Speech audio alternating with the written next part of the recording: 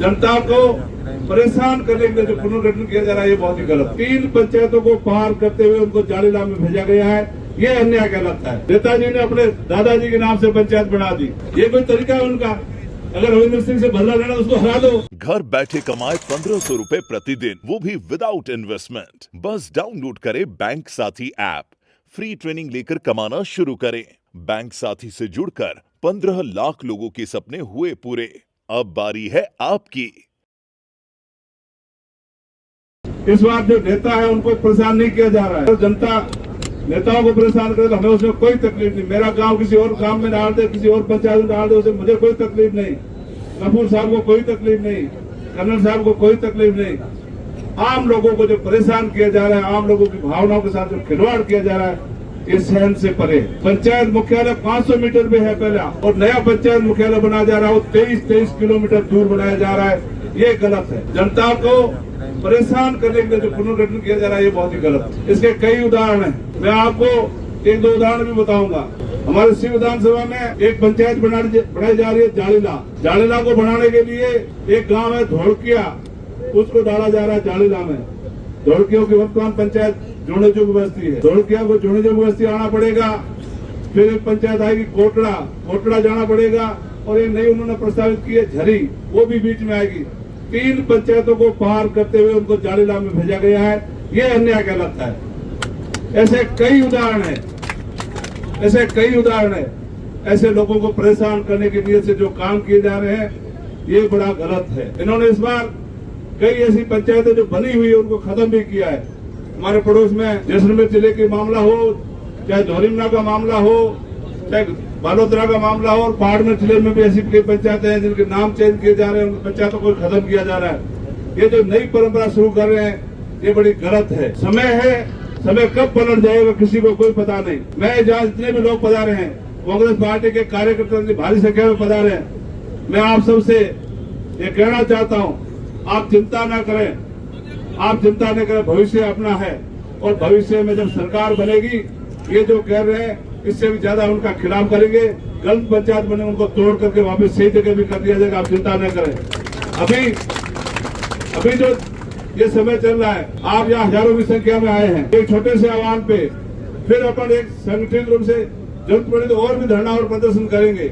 और उस धरने प्रदर्शन में यहाँ मैं प्रशासन को बताना चाहूंगा कि बाड़मेर की सड़कें और छोटी बढ़ जाएगी, आपको निकलने का रास्ता नहीं मिलेगा, ये मैं आपको पहले अवगत करा रहा हूँ। साथियों, इतना अन्याय पब्लिक सहन नहीं करती। पब्लिक जब सड़कों में आ जाती है तो बड़ी बड़ी चीजें हमको बदलनी पड़ती है। तो पंचायत राज का पुनर्गठन लोगों की सुविधाओं के लिए होता है। पहली लाइन ही उसमें ये लिखी जाती है, जनता की सुविधाओं को और सत्ता का विकेंद्रीकरण करने के लिए नई पंचायतों का या नगर पालिकाओं का गठन किया जाता है। लेकिन ये जो काम हो रहा है एकदम उल्टा काम हो रहा है। हमारे यहाँ नेताजी ने अपने दादाजी के नाम से पंचायत बना दी, अपने संबंधी और सगा के नाम से पंचायत बना दी, जहाँ पर एक भी घर नहीं है, एक भी ढाणी नहीं है, और एक भी ऐसा नहीं। और सैकड़ों साल वक्त सेटलमेंट के वक्त के जो गांव बने हुए हैं उन गांवों को उन्होंने छोड़ दिया और भी गलत काम किए। अधिकारियों के नाम से जितने रिश्तेदार थे उन सबकी पंचायतें बना दी गई। और उन पंचायतों को बनाने के लिए हमारे बिजरार में एक सुकालिया गाँव है जो बिजरार से सिर्फ जस्ट पास में है, सिर्फ आधा किलोमीटर दूर है। उनकी मस्जिद वही है, उनके कब्रिस्तान वही है, उनका मरना उठना पीटना वही है। उनको पहले बिजरार आना पड़ेगा, फिर धारासर जाना पड़ेगा, और फिर जाके भीमाराम सुथार की ढाणे जाना पड़ता है। ये कोई तरीका हुआ भाई आपका? ये चीजें बड़ी गलत है और इस गलती को हम नहीं होने देंगे, ये आपको बताना चाहते हैं। लोगों को परेशान करने के लिए उदाहरण तो मेरे पास पूरा है, मेरे विधानसभा के सभी गाँवों की मेरे पास जानकारी भी है। लेकिन एक और बात बताना चाहूंगा, मेरे को सीधा करने के लिए मेरे गुरु आदरणीय अमीन साहब को और हमारे लोकप्रिय विधायक रविंद्र सिंह को भी बहुत दूर से उठा करके रामसर में डाल दिया। ये कोई तरीका है उनका? अगर रविंद्र सिंह से बदला लेना उसको हरा दो, उनसे नहीं हारेगा मैं उसको हरा दूं आने वाले चुनाव में। चिंता क्यों करते हो आप लोग? आप चिंता क्यों करते हो? उनको उठा करके रामसर में डाल करके और हमसे सीधा झगड़ा करा के प्रधान को झगड़ा करने की जगह होती है क्या? जब उनके काबू में वहाँ नेता लोग नहीं आ रहे, उनको परेशान करने के लिए जो एक समिति से उठा करके दूसरी समिति में डाला जा रहा है, ये नियत रूप से गलत है। इसको हम चैलेंज करते हैं और प्रशासन को ये कहना चाहते हैं जो लोगों की सुविधा उनको वहीं रखा जाए। उसमें चाहे आदरणीय अमित साहब हो, चाहे रविंद्र सिंह हो, चाहे किसी पार्टी का कोई नेता हो, उनकी सुविधा हो वहां रखा जाए।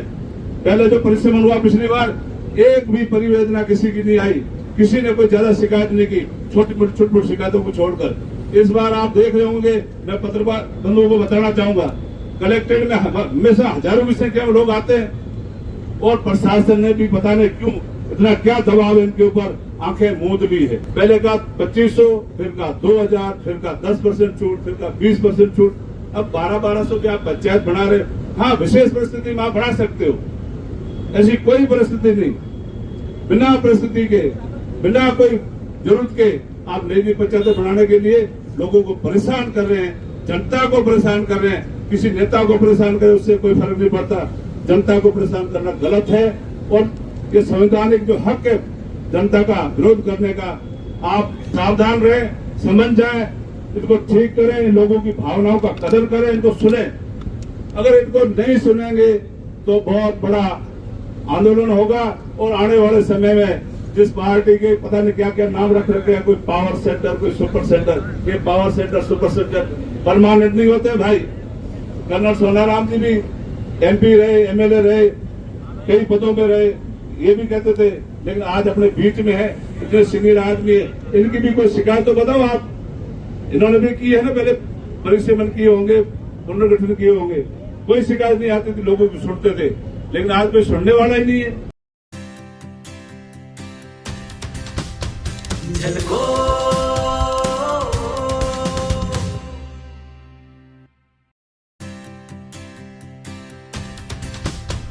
झलको